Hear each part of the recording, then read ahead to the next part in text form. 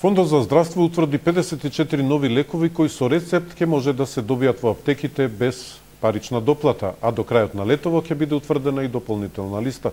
Од 1 јули вкупно 700 лекови ќе бидат со доплата до 50 денари, изјави денеска директорката на фондот Парнаџиева Змејкова. Фондот за здравствено осигурување утврди нови референтни цени за лековите од позитивната листа. За 54 нови лекови нема да се плаќа доплата, со што вкупниот број на лекови кои ќе се купуваат без доплата изнесува 382 или 41% од сите лекови на рецепт. Значително намалување има и кај лековите за кои треба да се доплати од 1 до 50 денари, со што од вкупно 900 лекови на позитивната листа, 700 се или без или со доплата до 50 денари. Станува збор за хормонски препарати, антибиотици, лекови за трансплантација, диализа и друго. Околу 20 на лека што биле со доплата до 50 денари веќе не се.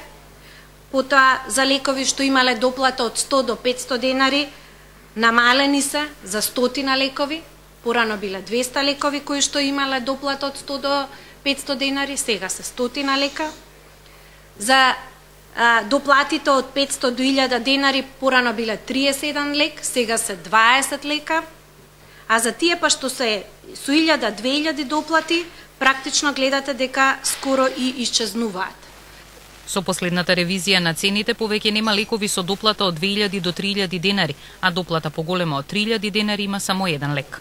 Бројни производители ни најавија кога видоа како нивните конкуренти ги намалиле цените, бројни производители ни најавија дека сега веќе комуницираат со своите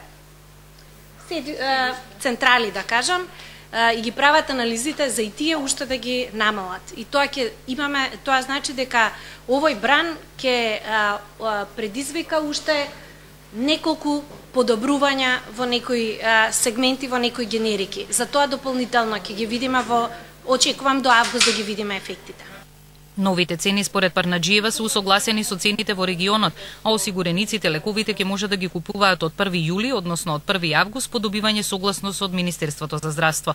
Со новите референтни цени се очекува дополнително зголемување на конкуренцијата на пазарот, како и зголемување на лековите за кои ќе се плаќа помала доплата.